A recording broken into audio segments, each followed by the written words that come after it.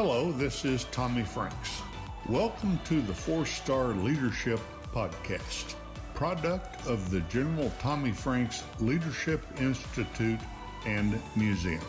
We're here to get a view into the lives of the legacy makers, the movers and the shakers of today. Offer insights from the full spectrum of the leadership community. We'll talk to former 4-star students and explore their leadership development path. We'll work to find out what they are about today and learn from the opportunities they've made for themselves in this world. It's my distinct pleasure to welcome you to this podcast. Remember, leaders are not born, they're developed.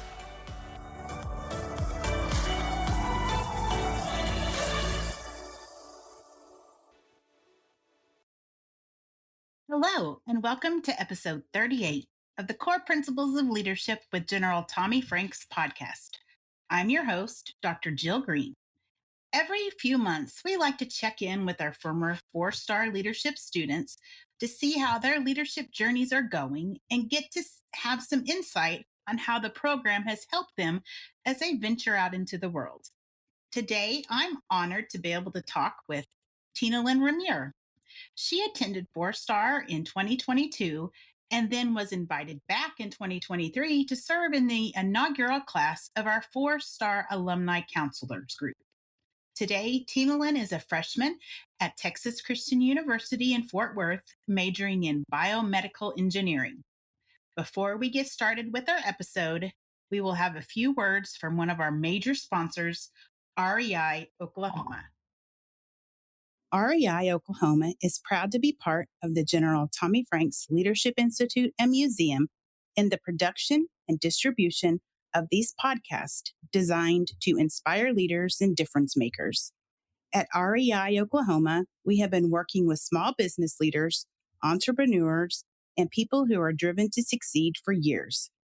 Highly motivated people working to own their own businesses, live in their own homes, and make the world a better place since its beginning. REI Oklahoma has continued to identify hurdles and deliver holistic solutions to create job growth and help neighborhoods thrive in both rural and urban communities. REI Oklahoma looks forward to visiting with you about helping your business and community grow. Visiting reiok.org or call 1-800-658-2823 to start the conversation. The LaBarge family is a fourth-generation Oklahoma family. That may not sound like a long time, but our grandfathers were born here, within the Comanche Nation, before the land grant. We are the proudest sponsor of the Tommy Franks 4-Star Leadership Podcast. We hope listeners will heed the words of these distinguished men and women who have served our country at the highest levels and across all walks of life. Joined today by Thinalyn Ramier. She's one of our 4-star alumni, and we're just going to get a check-in with her and see how her life has been going and how her leadership journey has been going since she's been with us. So, Tina, can you kind of just tell us a little bit about yourself and a little bit about your leadership journey? Yeah, sure. So I graduated from high school in June of 2023. And throughout high school, I was involved in pretty much anything from the swim team to link crew to ASB, all of those above. Like, if you could get me involved in any type of way, you could just call my name and I would be there. And I graduated in June, and over the summer, I worked both at 4-star and another camp in Washington State, where I worked as a counselor. And I then ended up joining ROTC at Texas Christian University, where I'm currently a biomedical engineering student. And it's been quite the journey, but I've really fallen into my role here. I work for both the university and for some private companies. I do online banking, and then I also work as a tutor part-time, which has been such a lovely experience. But it's definitely been all over the spectrum for me. But as I've grown, I've definitely experienced, let's say, a roller coaster of leadership roles. Wow. So you said you attended in 2023 and you were a part of or excuse me, 2022. So, and then you were a part of our first class of alumni counselors. So we Yes. appreciate that and the way that you helped us kick that program off get it to grow. And your leadership there is what we're going to use as a building block. So we appreciate that. So, and Thank you. what was one of your biggest takeaways from attending Four Star? As a camper, one of my biggest takeaways was learning that there were other people around the world that had goals and aspirations as big as mine. I definitely felt sometimes throughout high school that I was kind of one of the only ones that was like grasping towards something that people called impossible. And when I went to Four Star, I was surrounded by like minded individuals that wanted to grow in either their leadership in their school, their leadership in their town, in their state, or in their country, even. And all of these students wanted to make a difference. And so the fact that I wasn't alone as a camper kind of brought me to an idea that I can make change wherever I am. And that kind of brought me to I wanted to work as a counselor. And as a counselor, I think my biggest takeaway was the fact that I can make connections and then grow within those connections. When I started at Four Star, I thought it was going to be a 1 year, one opportunity. This is going to be my lifetime like event throughout my high school experience. I mean, I had this trip paid for, and it was completely free. And so the fact that I got to experience it as both the learnee and the teacher was so phenomenal. And the fact that I could grow within my connections. So I got to work with you, and then I got to work with I got all of the other counselors and Bess, and it was quite the experience being able to realize that the impact that I made as a camper really shone through into me leading. And I Yes, think that was my biggest takeaway from both camping and from as a teacher and counselor. yeah. So you said that you're in school now at TCU in Texas, and that's in Fort Worth, isn't it? Yes. So, how did you choose, and how did you land on on your major? Sure. So I actually applied to 32 schools, and that wasn't just in the States. I also applied abroad to a few schools in England and then a few schools in the Philippines. But when it came down to picking my major, I definitely realized I wanted to work in something where I could solve problems. And that initially brought me to engineering. I was like, I've always loved Legos. I always loved taking things apart and then rebuilding them. And that was always something that my parents yelled at me for. And now I want to do it as a job. But I got to apply to so many schools because I ended up getting a national ROTC scholarship. And so that pretty much means I get my entire college paid for free and get paid to go to college. But then I serve 8 years outside of as soon as I graduate, and I commission as an officer. And so when I was looking at jobs within the military, because I knew I had no way to pay for college, I decided, hey, let me look into more options. And I ended up with engineering as kind of an umbrella. And as I got to search into engineering itself, I kind of ended up loving the mechanical side, but also the sciencey side, because I've always loved science and mathematics and just getting into the nitty gritty, but I've also loved helping people. And if you don't know what biomedical engineering is, it's pretty much think of a pacemaker for those who need support with their heart or a leg. Well, that's what biomedical engineers do is they Ah, design those. And so I was like, I want to help people, but I also know that I want to keep working with Legos. So I ended up on engineering, and it's been a great journey from here. Definitely busy, but I absolutely love it. very nice. So, um, when you moved away from college because you grew up in Washington, so what kind of advice would you give to students that are, they're getting their college acceptance letters and they're planning to head off to college in this fall? What kind of advice would you give them about leaving home for the first time?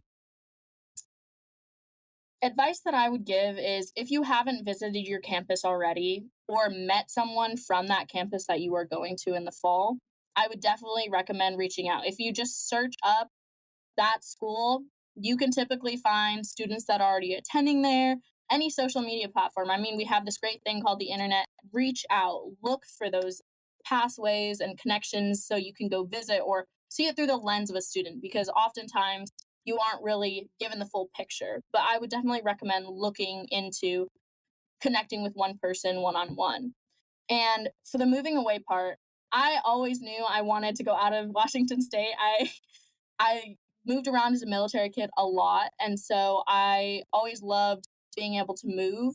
And so being in Texas was one of the bigger options, especially since I have a brother who lives here half of the year.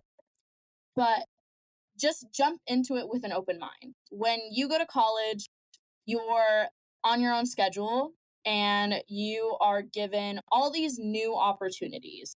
So just go in with an open mind and typically it'll fall into place. I promise you, it's definitely hard.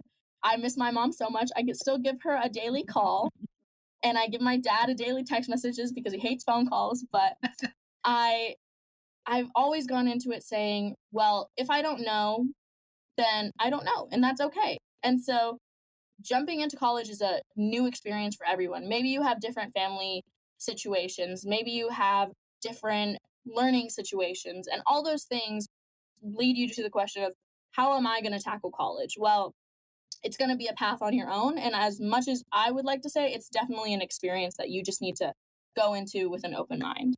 Yeah. So, and that's one thing that we're working really hard now with Four Star with our alumni is to keep connections open because I know that we have a couple of Four Star students that you were a counselor with last year that were looking at TCU. So, just knowing that one or two people on campus is, that's really what might make the difference. So Absolutely. we love to be able to follow up with our students and keep those connections open.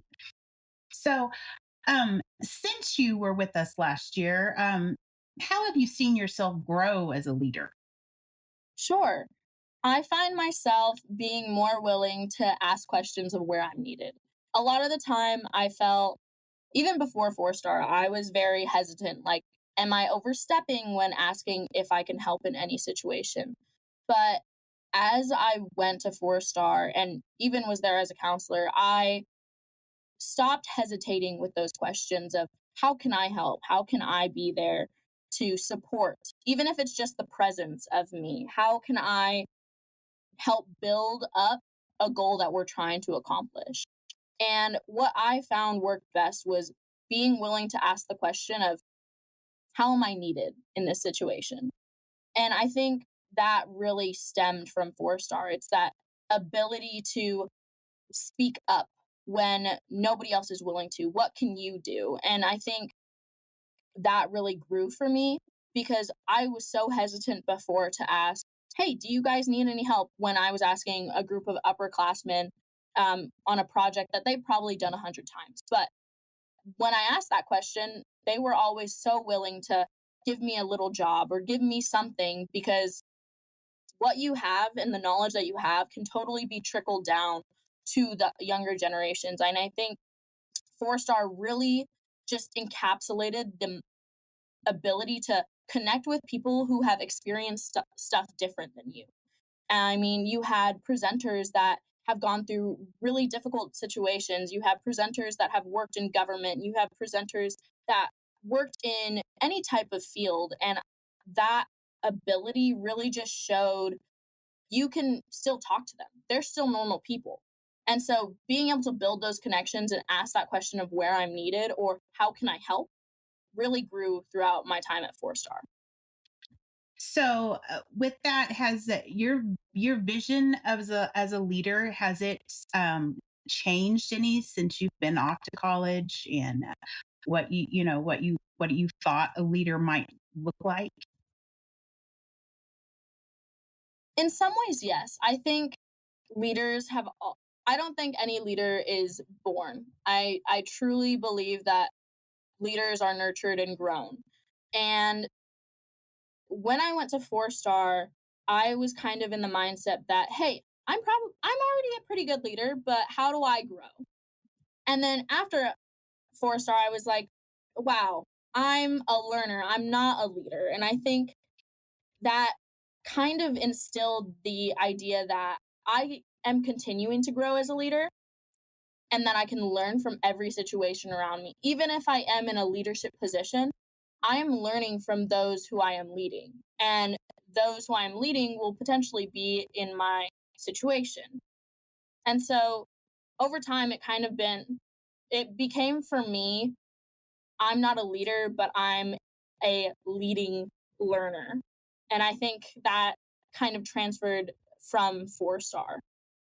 Hello, this is Dr. Jill Green with the General Tommy Franks Leadership Institute and Museum. I would like to tell you about one of our partner sponsors, Justin Krieger. He has worked as an independent insurance agent at Krieger Insurance Agency in his hometown of Hobart, Oklahoma since 1999. Justin is honored to help with our annual Celebration of Freedom event and has served on the board of directors for the General Tommy Franks Leadership Institute and Museum for many years. He is a fifth generation farmer and rancher in Kiowa County, where cattle, crops, and even insurance is sold with a handshake. Give him a call at 580-726-3076 or stop by the office and speak with Justin, Denise Reeves, or Wendy Block about your insurance needs. Krieger Insurance is thankful for their loyal customers and friends who have supported them through the years and look forward to earning your business as well. Justin feels honored to live in such a great country, and he is proud to be a sponsor of the Core Principles of Leadership podcast. Please enjoy the rest of this podcast experience brought to you by your friends at Krieger Insurance Agency. So that's a really good point, and so it kind of goes into my next question. So I was at a conference recently, and one of the presenters was talking about that leaders don't have to be out front or in charge, as a lot of people consider a leader to be. She talked about leading within. And so being a freshman in college, it's completely different than being a senior in high school. Seniors in high school, you're the big dog on campus, everyone looks to you for guidance. So how can a freshman stand out on a campus and lead within? Absolutely. I think it kind of goes back to my last answer of how can I help? People will notice things. I'm sure everyone has been in a situation where they're like, oh, they really stepped up lately, or someone has done something and we didn't even notice it was done already. And I think as a freshman, you have so many opportunities to just assist. And I think going in with an open mind as well really rolled into how do I show up?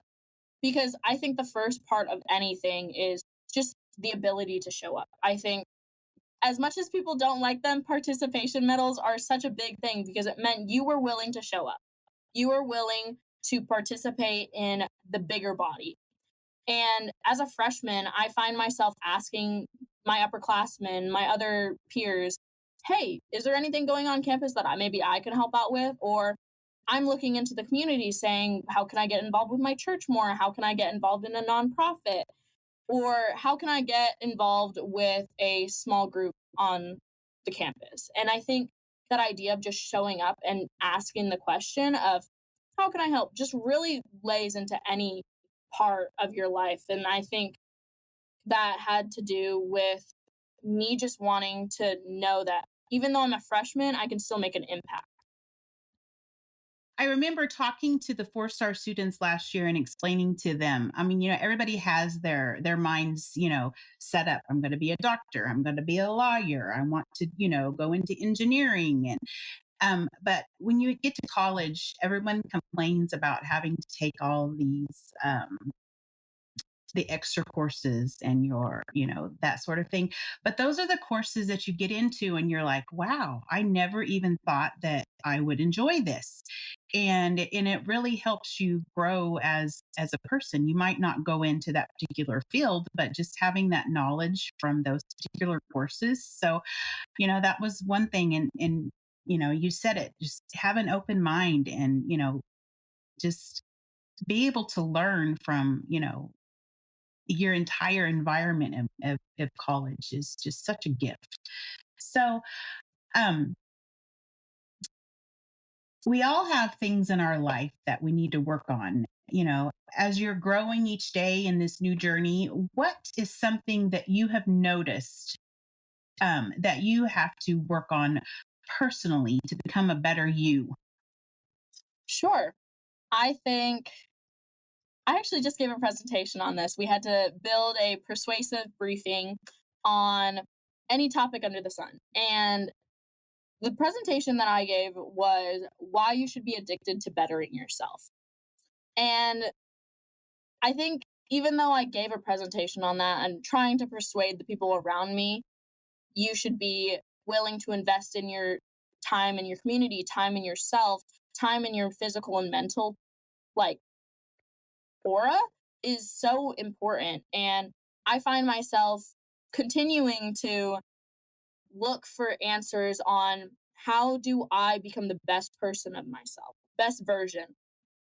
And I find myself continuing to ask the question of what are my strengths and what are my weaknesses and how do I shine up on both?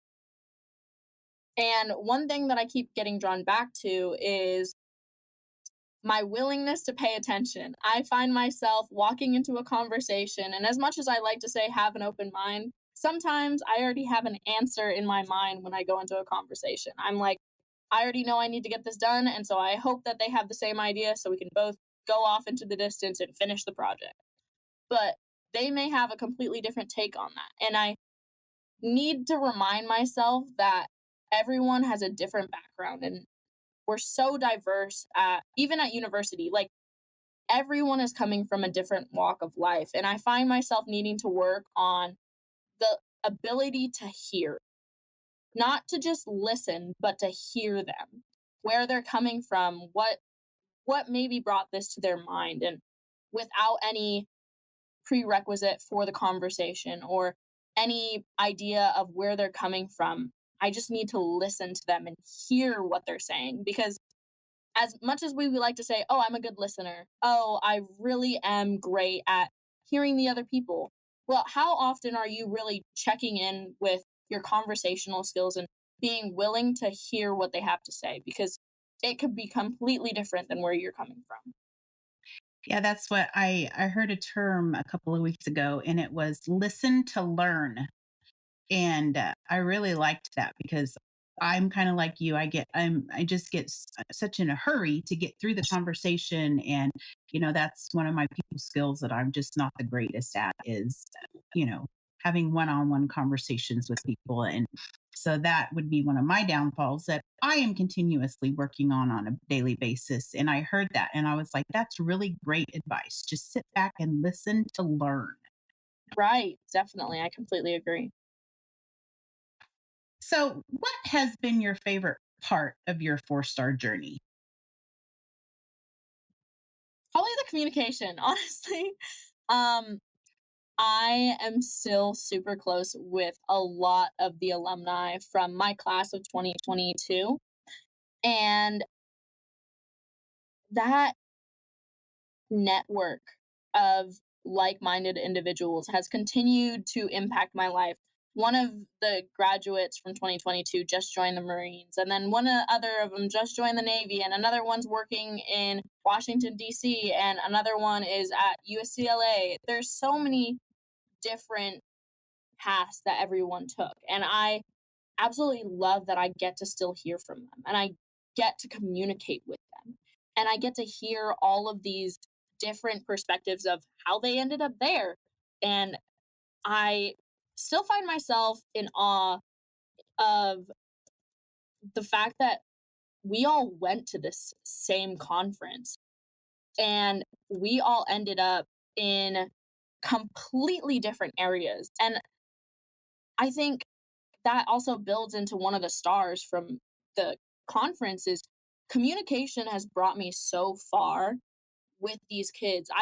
I'm visiting a few of them in Kansas in a few weeks, and the fact that I still communicate with these people that have completely different outlooks in life. One of them is in a different country and I got to see her a few months ago.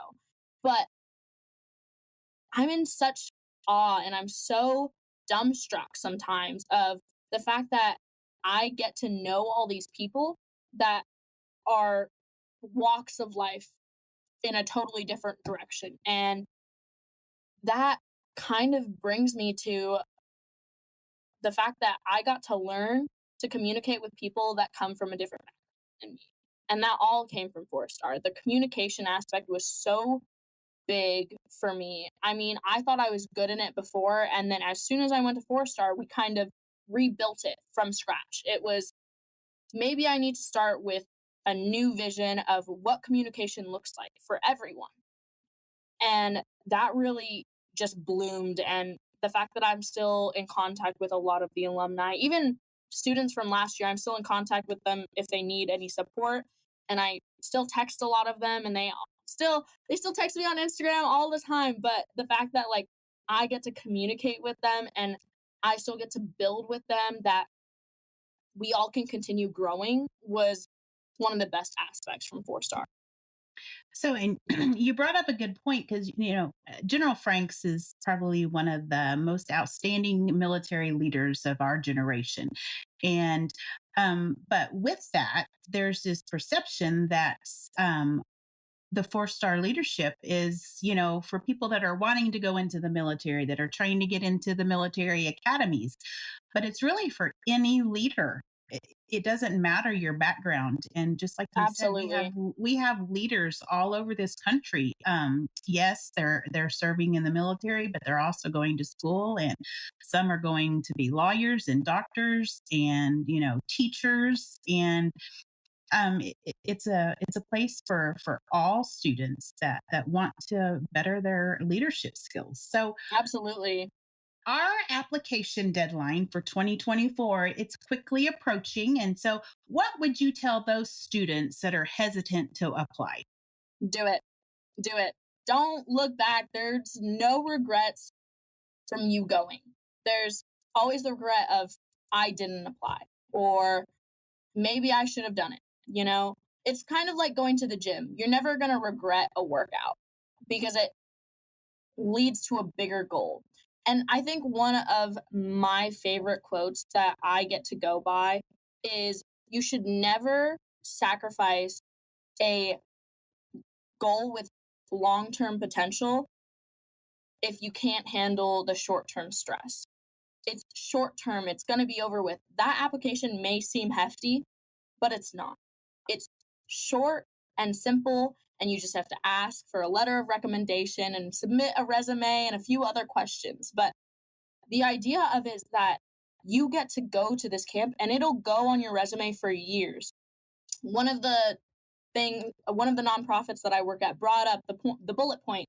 I worked for a 4-star general, and she was in awe, and I was like, well, it was a once in a lifetime opportunity, and the fact that I still use that on a resume just reminds me how much I was so happy with investing that maybe week that I took on that application for an amazing experience that has continued to affect both my leadership style, but also the people that I surround myself with. And that is just so huge to me. So if you're even thinking about going ahead and submitting the application, remind yourself that there is going to be no thing that can compare to the success that you get from that experience. There's so much potential in 4-star that a lot of people don't open their minds to.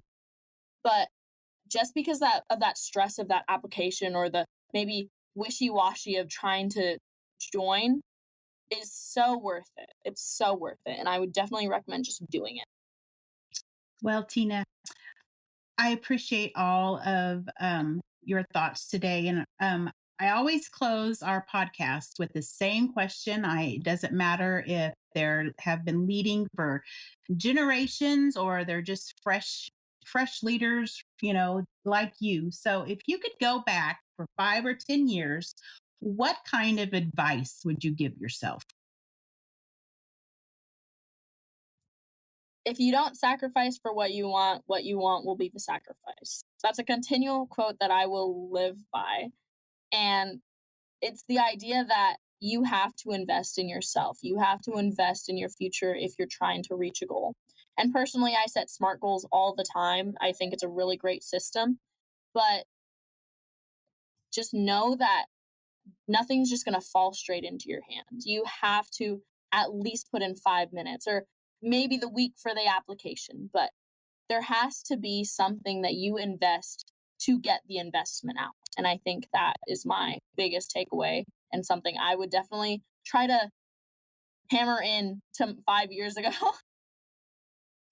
Well, that is great advice for any of us. So I appreciate that, Tina. So um, thank you for sharing your time with us and working us into your busy schedule there at TCU. Is that where you say go frogs? Is that what you Go say frogs.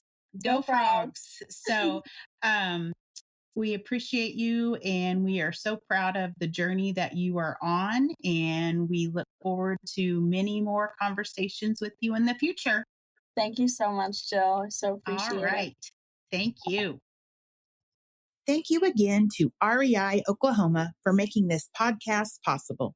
For nearly 40 years, the board, staff, patrons, and supporters of the nonprofit economic development REI Oklahoma have been committed to expanding Oklahoma's economic prosperity, earning the reputation of being one of the most comprehensive economic development organizations in the country. Business lines, training workshops, business consulting, and networking opportunities, as well as technical assistance and even commercial business space are made available to Oklahoma entrepreneurs and small businesses. For low and moderate income individuals and families, down payment and or closing cost assistance is offered. Learn more at reiok.org.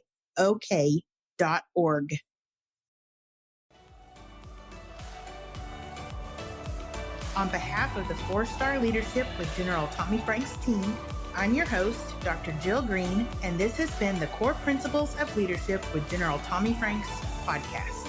Now it's your turn, podcast listeners. Follow us on Facebook, Instagram, and Twitter, and let us know what you think of this episode and all our other episodes. Share this podcast with all the leaders and up-and-coming leaders in your circles. Be sure to give us a 5-star rating on your favorite podcast listening platform, and don't forget to mark your calendars the last Friday of each month for another inspiring episode. So for now, as General Franks always says, go be feisty.